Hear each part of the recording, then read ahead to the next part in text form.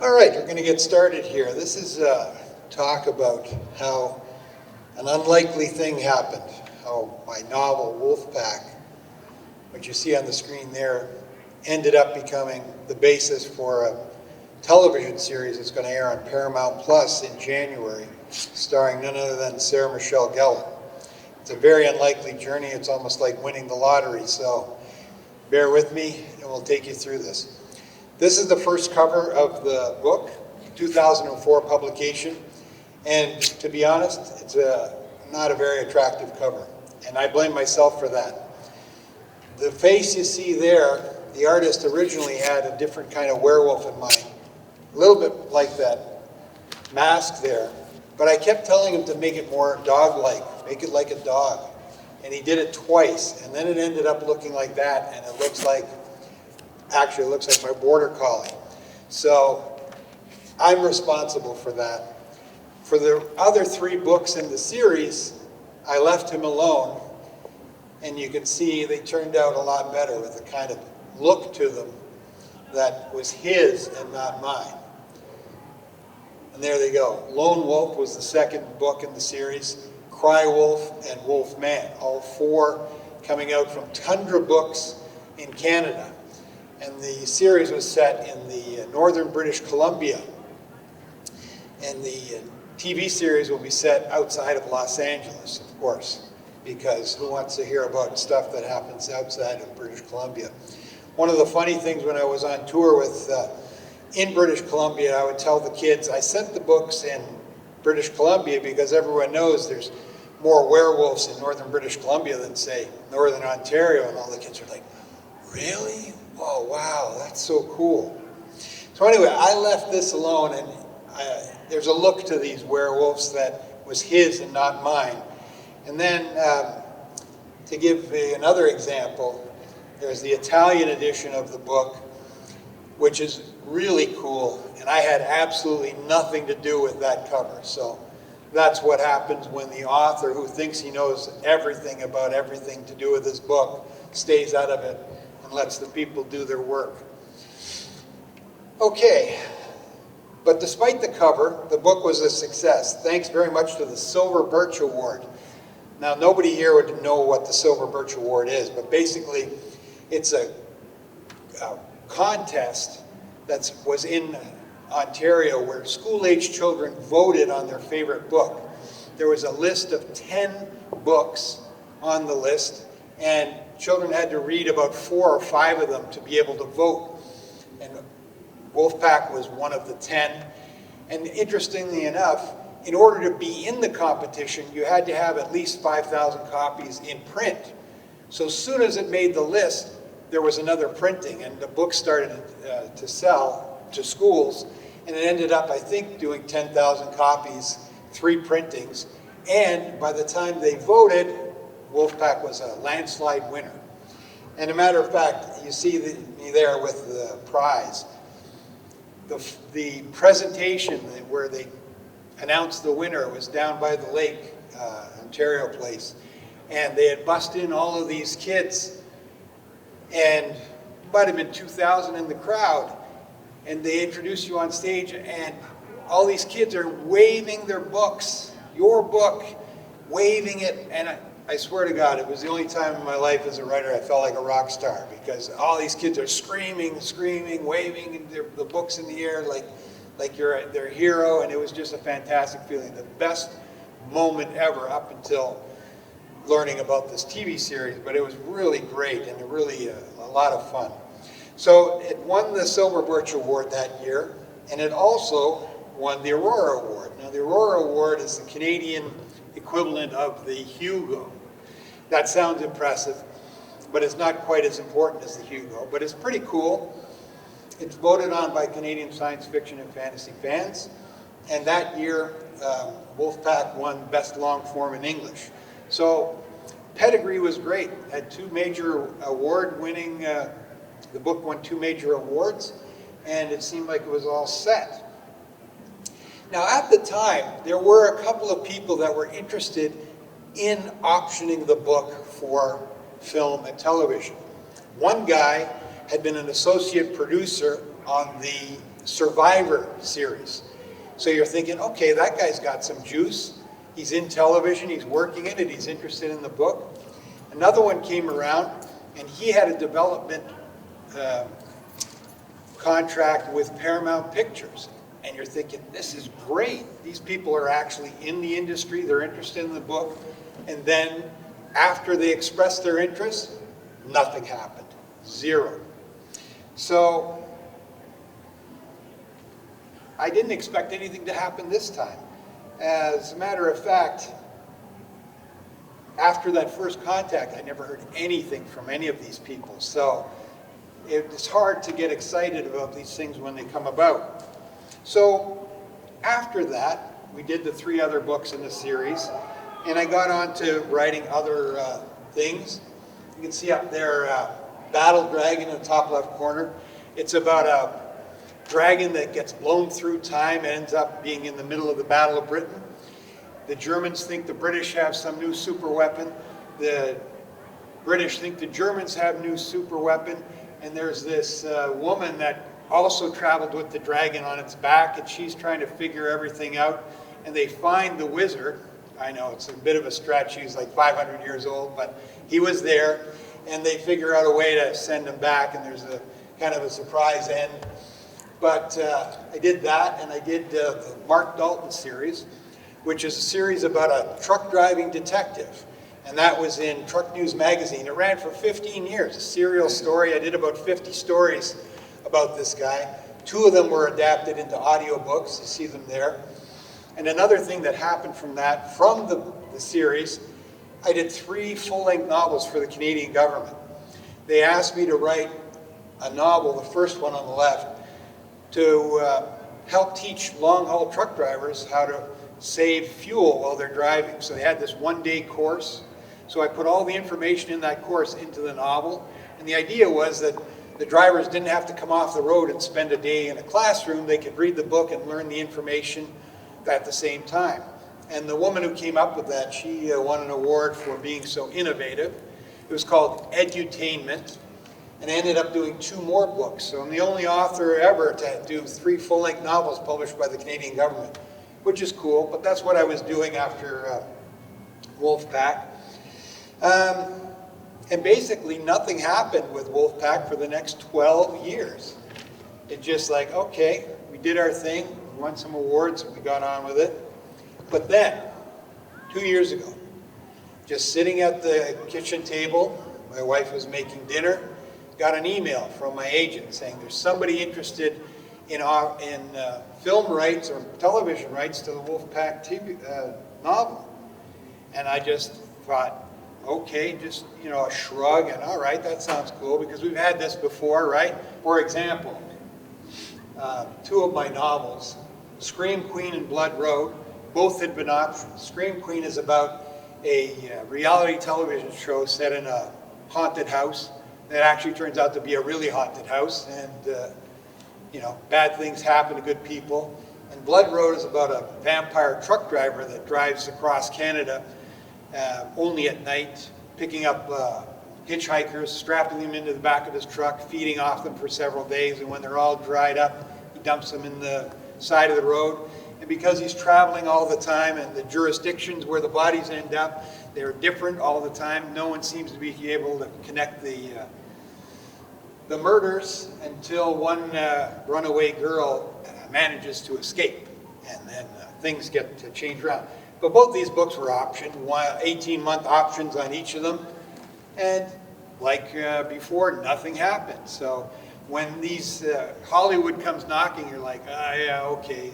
It's almost like Jerry Maguire, show me the money kind of thing, and you're just waiting for something to happen, but it doesn't.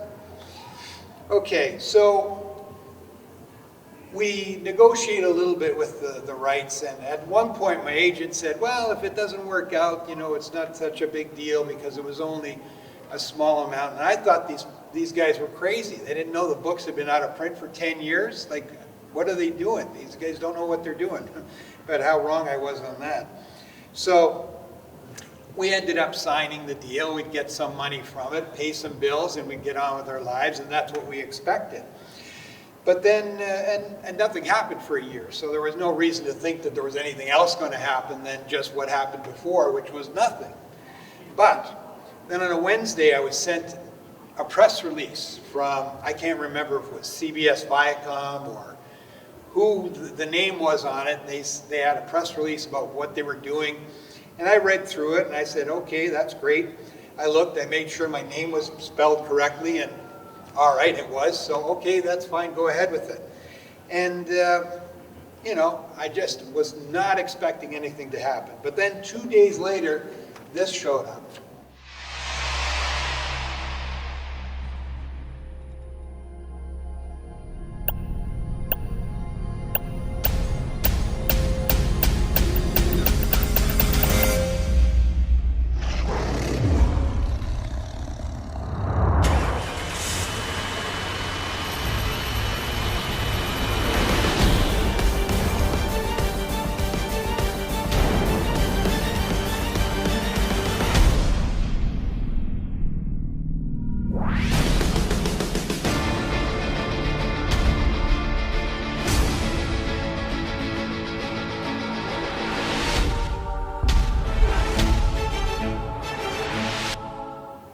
Yeah, that happened. So I was off work that day, and when that originally showed up, I stopped what I was doing, I can't remember what I was doing, and I watched it for over 3 hours. Every time I watched it, my name appeared again, like it's still there. Holy cow, it's still there. So the next few months I'm showing people, just like I showed you now, this teaser trailer, and they're like, okay, and then I'm there, okay, wait for it, wait, and then my name appears, hey, yeah, like, okay, and I'm like, yeah, so that's like 3 or 4 months I'm just doing that at work, showing everybody, and everyone's like, oh man, that's so cool. But that's all I knew about it. I didn't really know anything that was going on. That's all I had to hang it on, but it had my name on it, so that was pretty cool. But then eventually things started to come out, and they announced the 4 principal characters. From left to right, Armani Jackson, Bella Shepherd, Chloe Rose Robertson, and Tyler Lawrence Gray. And so I started showing that around to everybody, and I'd just show that picture, and I said, that's 4 good-looking people right there. And that's all I knew as well. These, basically, they've been in a few things before, but really are not known, not household names, of course. And now that they've been introduced and it's been announced and things started to go, social media started to pick up. There's all kinds of Wolfpack fan page on Twitter, Instagram, and everywhere else. Series hasn't even aired yet. I'm just floored. I'm learning how to do Twitter. I'm learning Facebook, of course. It's for old people like me, Facebook's second nature now. But Instagram and Twitter, I had to learn all that. I'm getting a little bit better at it. But sometimes I can't even find files in my phone that I know are there. I put them there and I don't know how to get them back. Okay, like I said, I've never seen my name in so many places. A lot of times it's a Teen Wolf spinoff, it's a Teen Wolf sequel. One site was like, you saw the trailer, and how can this not be a Teen Wolf sequel? And I just post, because I wrote the books in 2004 before Teen Wolf was ever on the air. Just like, it was a drive-by shooting, right? Like just, and left. But it was also interesting to hear how many people would get my name wrong. Horror fiction writer Edo van Belkom. Yeah. Your American talk show host couldn't pronounce half the names I go through here night after night after night, ladies and gentlemen. Edo van Belkom. Edo van Belkom. Edo van Belkom. Edo van Belkom. Edo van Belkom. I'm not sure what nationality that is. Wolfpack è l'omonima serie di libri dall'autore Edo van Belkom. An adaptation of Edo van Belkom's series of novels. Wolfpack is not a Teen Wolf derivative. Wolfpack is inspired by the Edo van Belkom series of books. De Jeff Davis, que se basa en lo que vienen a ser los libros de Edo van Belkom. We're launching a full slate of YA-targeted films and series that will set up a new werewolf series called Wolfpack, based on the acclaimed books by Edo van Belkom. A couple of them were right, but they sounded funny because they had accents. if you're telling people that you came to this and you want to relate who I am, Edo van Belkom. And I tell people, Edo like potato, Van Belkom like you're welcome. So potato van welcome, Edo van Belkom. We got that out of the way. So I always tell people how to pronounce my name, and then if they get it wrong and they still call me Edo and everything, I just leave it at that. So Edo van Belkom, we'll leave it there. And the net result was that this book was kind of a hot property again. That's all the ebook covers and also the audiobook covers. The ebooks are available now. The audiobooks, starting with Wolfpack, will be in January. And then the other ones are going to follow by month.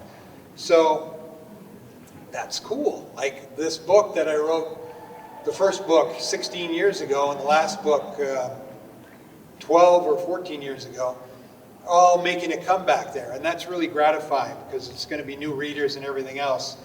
The only thing left was to wait for the first day of filming. And first day of shooting arrived, which is important because the rest of the payment for the rights comes into play then. So once they do that first day, that's an important day as far as the author's concerned. So woohoo! First day of shooting, that was great. Now, how in the world could this get any better? Something, a lottery pick right out of nowhere. How is this going to get any better? Well, there it is. Sarah Michelle Gellar, the star and executive produced Wolfpack series from Paramount Plus. Are you kidding me? I couldn't believe it. First I thought, oh yeah, she's going to be in the show too. Okay, sure.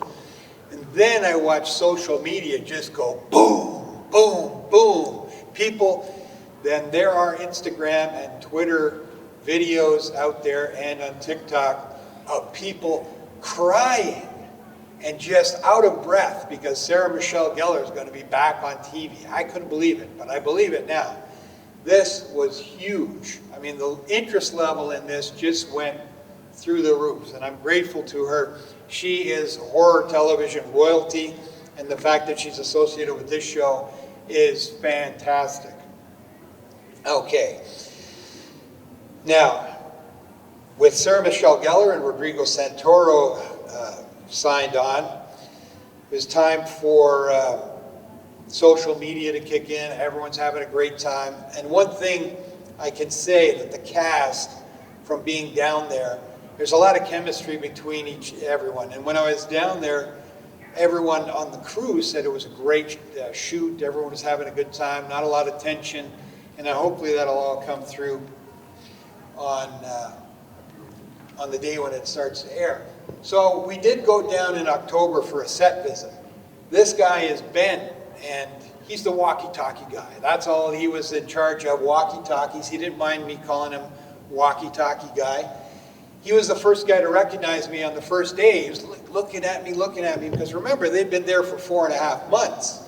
And someone new was showing up on the set because, you know, it's not open to the public. Like, who are these people? And he's staring at me, he goes, "You're Edo, aren't you?" And I said, "Yes." And he says, "Oh, yeah, I read your book." And I'm like, "You're kidding me. You read my book?" And he had it in his backpack. So we took a picture there and I signed it for him. And this was great. I mean, this is the kind of thing that happens when your book starts into a television series. People start reading it. And like half the people in the crew and cast had already read the book too. So that was great. And from there, we went on to meet other people in the cast.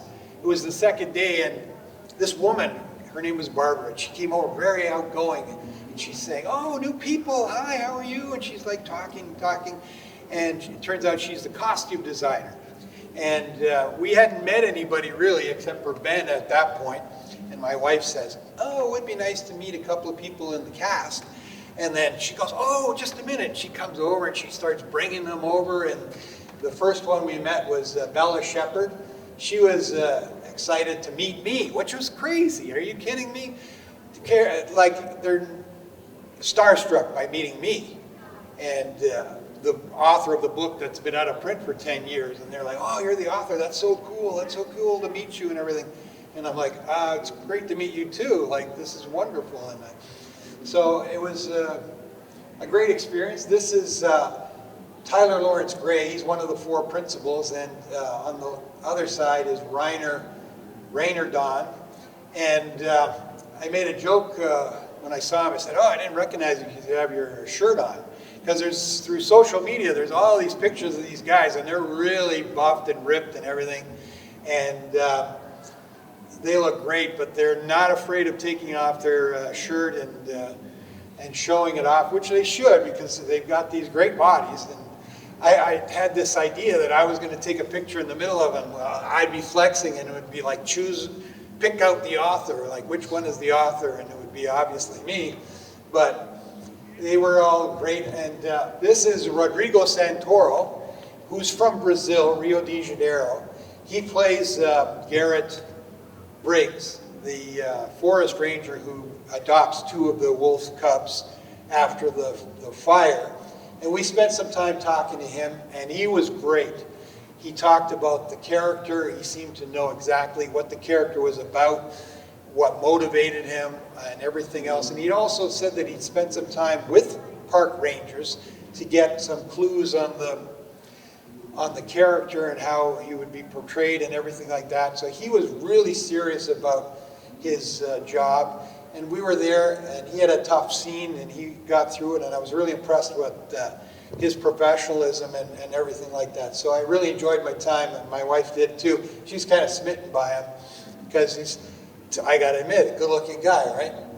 And rugged. And there is the picture. There's Sarah Michelle Gellar, and she's smaller than I imagined, killing vampires and now being an arson investigator. That's her role. Yeah, she was very gracious.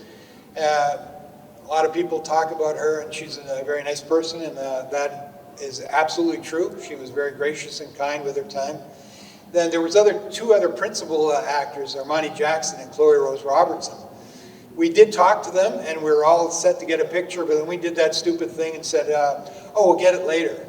You know when you go to a bookstore and you see a book, you say, oh, I'll get it the next time I come in. And then you go back to the bookstore and it's not there anymore. Like, oh, damn, I should have got it when I was here. That's what we experienced there. So my apologies to them. I would have liked to get a picture with them, but hopefully we can do that in the future.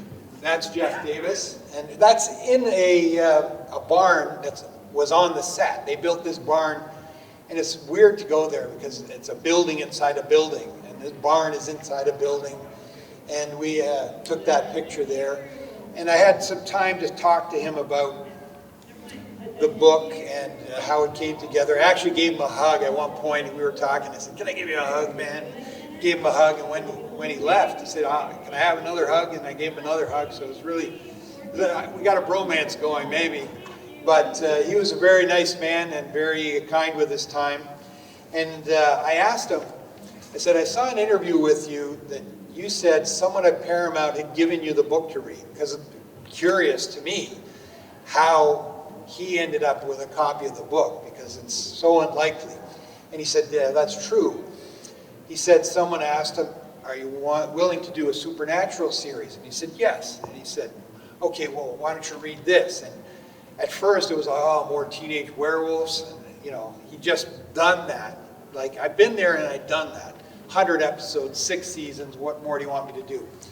But he was talking about the story and how it was a good story, and how there was themes in it, like finding your pack and the relationships between parents and their children and nature. In my books, nature is very important.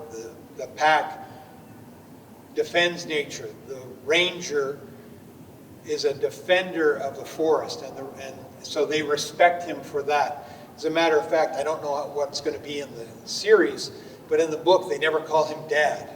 They call him the Ranger, or Ranger Brock, as Brock is his name in the books, because it's a title and it's a thing of respect that he's a ranger, protector of the forest. So all of these things he liked in the story and decided to do it. And when we were talking, he said, they handed me the book and they said, we have the rights to this. And I said, no, they did not, because they did not have the rights. They gave him the book to read. He agreed that he would do it. Then they came to me and asked for the rights. So we had no leverage, right? Didn't know. These guys are out of their minds. They want to do this book series that's been out of print for 10 years. Now, the show, admittedly, is vastly different from the book. The book was for young adults, aged 10 to 13 maybe. The series is a lot more mature. And Jeff Davis said it's darker, more gory, violent, all those things, sexier. And I believe that to be true. Now, the problem is it's a book for young adults, but now the series is geared to adults. So the book is kind of going to be lost in between, but that's all right. We'll do all right with that. And I don't begrudge him any changes he did to the book, because the book I wrote was a simple story, and it had to be because it was for younger readers. And it could have been the basis for a television movie or one episode of the series. But if you're going to do series over several seasons, you got to have a lot more complicated storylines and people in it and characters. So of course he's going to add to it, and I don't blame him at all for doing that. And I have expectations that, I have minimal expectations. I've told everybody that when this series airs, I'm going to have a drinking game.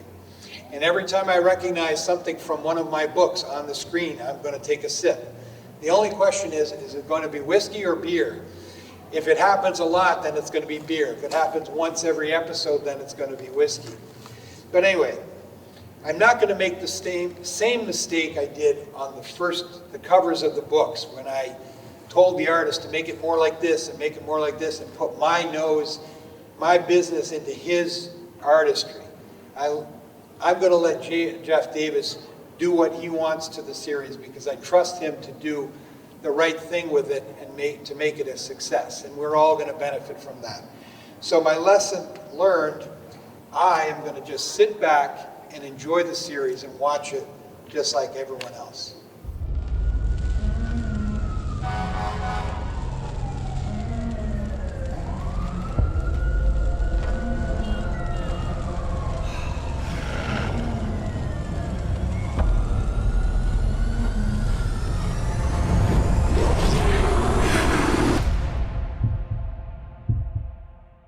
What did you see?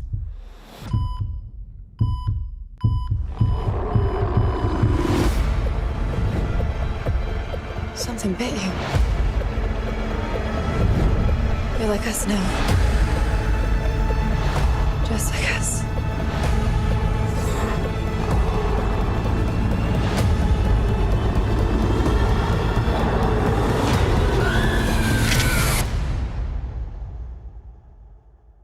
My favorite's the one with two heads.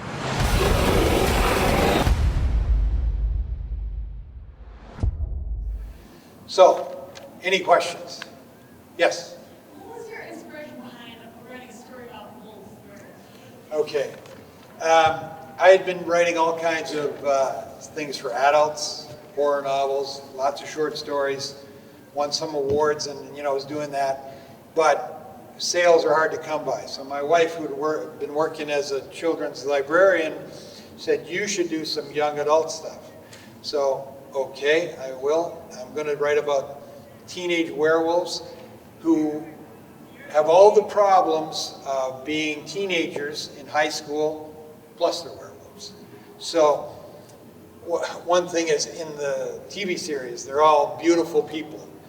But in the book series, some of them are teased and hounded at school, called dog face, and bullies come after them and things like that, because the ranger forbids them from using any of their werewolf abilities. They have to, when they're interacting with other humans, they have to remain human. You won't even let them play football. Argus wants to play football and could probably kill somebody on the field, so the ranger says no. He eventually relents in book 4 and lets them run cross-country on the cross-country running team. But I had fun with that, and the first time they go out, I can't remember if it was Noble or Argus, who's the best runner in the pack, finished 3rd, behind a girl too, so he was like crushed. And so it was like, okay, they have teenage problems, plus they're werewolves, and that was the starting point. Yeah? Were you intimidated in any way by how similar the idea of of teenagers in high school having the high school problem, but then they've got extraordinary abilities is to other things? Well, intimidated, I don't think so, but whereas struggling with that, it's clear that when the problem is they have to shelter their identity, right? It's almost like Clark Kent and Superman. They can't let it be known. Like, everyone in town suspects there's something odd about those kids, right? Which would be easy enough.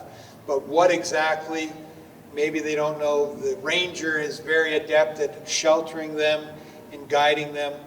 And when they do run free, they love to run through the forest. There's a lot of running, and I think Bella said, yeah, there's a lot of running in the series too. So they're getting their workouts in. But I embraced it, that it was a challenge to write effectively about teenage problems. And I remember when I was in high school, if it didn't happen to me, it happened to somebody else, and put that in the book so everyone can relate. Hope that answers your question. Yeah. No, I'm sorry. Okay. Another question? No? Go ahead. So, going from writing the book to, I guess, talking and negotiating with the film industry, how did that play out? Was that just one meeting, or was that one meeting and then there was another meeting and it took place over several months for rights, or was that just a one and done deal? First of all, I had nothing to do with any of the negotiations. That'd be the agent, my agent's job. Oh. And he's going back and forth. He'll say, here's their offer, and I'll say, I like this, I don't like that, can we do better on that?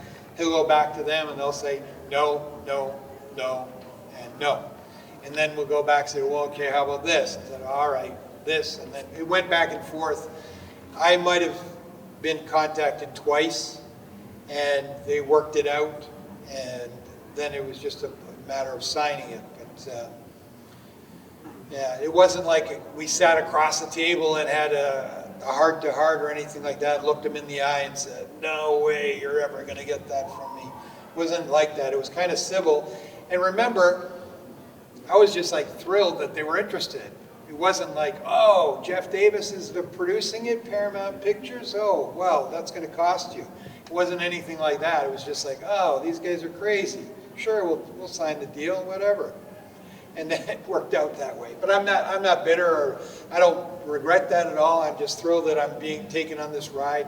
And it's, like I say, it's like winning the lottery, 1 in a million, and I'm grateful for it. We're having a great time, aren't we? Was there ever, question for you, was there ever an emotional moment on the set where you just wanted to, like, get up there and meet the actors at all? Or was it kind of quiet? The short answer to that is no. But when I saw the teaser trailer, a lot of what was going on there, like, that's not in my book, that's not in my book. But there's the scene there where the Rodrigo Santoro is dressed as a ranger there. He's got longer hair, and it looks like he's been fighting the fire, and the fire's gone, and he looks, and there's a close-up of his face. And that's from the opening scene of the book. And I'm watching that, I'm going, oh man, that made it in there. That's going to be, it's a crucial part in the book. It's like the whole setup, and at least it's there. So when I saw that, yes, that's what I wrote. It's going to be on the screen, and I felt gratified by that. The rest of it, I don't know. But like I said, when I'm watching, I'm going to have my mug or shot glass, and every time I see something, I know that. I named that character, a little sip, or something that I just see from the books that made it into the final thing. That'll be great, and that'll give me satisfaction. Yeah? Are you worried about anything like significant changes that might not be okay with going into the movie at all? The question is, is there some things I won't be okay with? You have to understand, I've sold them the thing, right? It happens to writers all the time. As a matter of fact, we were watching Murder, She Wrote, and Jessica Fletcher wrote this novel, The Corpse Danced at Midnight. And they were doing all kinds of things, changing everything. And she said at the end, you basically paid me for a title. And watching all of this stuff saying, well, that's not it. But I've come to terms with that. Jeff Davis knows what he's doing. He's making it into a series. And he knows how to make a series. And he knows all the elements that have to go into it. And to sustain it over several seasons, he's going to have to do that. So I have no problem letting him do what he wants to do. And I'm reminded of an anecdote of an author who had a similar thing happen, and a fan came to him and said, how could you let them do that to your book? And he said, they didn't do anything to my book. Look, it's still there up on the shelf. You can read it anytime you want. They didn't do a thing to it. That's a totally different entity. So I'm going in with that idea, and I have no problem with that. So it's like a completely different version. Your inclination to use the other word first, a different take, that is correct. Not version, but a different take on it. The forest ranger is central. He adopted 2 werewolves, cubs that turned out to be, and now teenagers.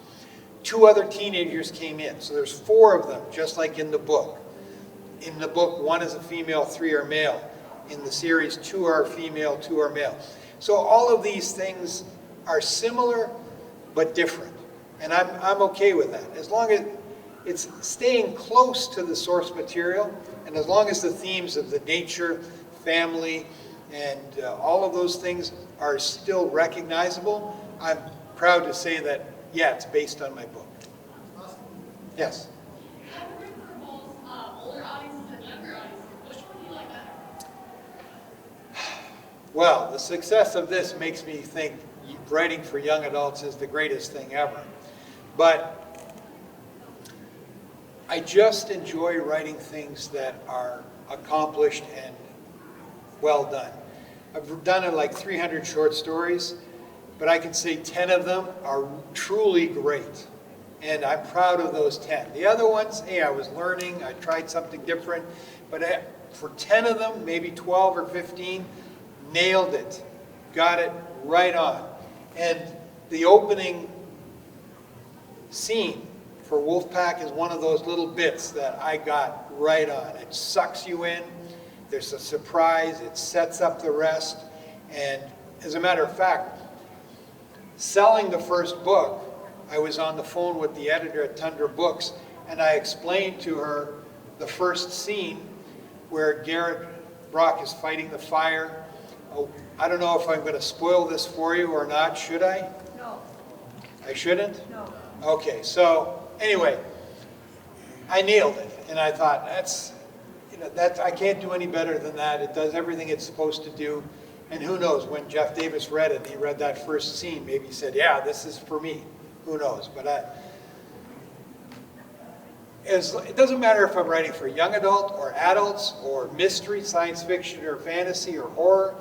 As long as I do it really well, that's the gratification comes from that. Anything else? Yes? What got you into writing in the first place? Was it like an inherent love, or did someone inspire you? No. I've answered these questions plenty of times, and I'm happy to do it again. When I knew I wanted to be a writer, and this is going to be a strange thing to say. My mother was a fan of Tom Jones, and he had this song called Delilah. Have you heard of it? And there's a line in there where he opens the door, she's been cheating on him, and she's laughing at him, and he's standing there, and he says, I felt the knife in my hand, and she laughed no more. Now, if you're a writer, you know that that is showing and not telling. And I remember that line saying, man, that is a really good line. And that is good writing. And I wanted to be a writer. I didn't know what kind. I tried poetry, which was shitty. We tried making a rock band, and we had a song called Long Way to Michigan. And it was stupid, and we used the word baby like 100 times. Baby, baby, baby, won't come to me. Baby, baby, baby, you know. And it was just like, okay, we're really shitty musicians, and we're never going to do this. One day I was reading Ray Bradbury, The October Country, my favorite book of all time. 20 short stories, amazing short stories. Reading each one, getting to the end and saying, wow, that was fantastic. Wanting to read the next one, saying, wow, what a great story. I read that book in one day up at the cottage. It was raining, and I was lying on the bunk. I read the entire book. I said, that's the kind of writer I want to be. I want to be the kind of writer when people read a story, get to the end of it, they're going to say, wow, that was great. That was what I was aspiring to. And you could argue that I accomplished that. You could argue that I didn't. But I did come out with a book collection, a story collection called Death Drives a Semi. 20 short stories. Some of them are the very best I've done, and I'm very proud of that. So I did accomplish that. But that's what clicked in my head, that I wanted to be that kind of writer. I could go on a little bit if you want to hear just a little bit more. But I was never a good student in school. Always doing just enough to do, because I was good enough that I didn't have to study too much, or I could always get a C or whatever, and my parents were okay with it. I was okay with it. I didn't really care. But I realized that if I wanted to be that writer, I would have to work harder than at it than anything I'd ever done before, because all kinds of people want to be a writer. And there are people that are going to work harder at it than you and are going to be better and more talented than you. So you have to do everything you can to achieve that goal. And I did. And for years, my entire life was just laser focused on that one task. And that's why I got out of it, because at the end, some of the books weren't selling, and it was taking a toll on my family and me. And like, what am I doing this for? Let's just get a job with benefits and a pension and everything else. And I did that. But this is sucking me right back into it, and I'm happy for it, because I'm enjoying this, and we're on a ride, and let's see how far this goes. Okay, one last question. Yes? How do you stay focused on, like, what you want to write, and not be like, oh, that was crap, and then go back and then keep doing that? Every writer comes across that. You start writing, and you read it, and say, oh, that's stupid. And then you leave it. That's the wrong thing to do.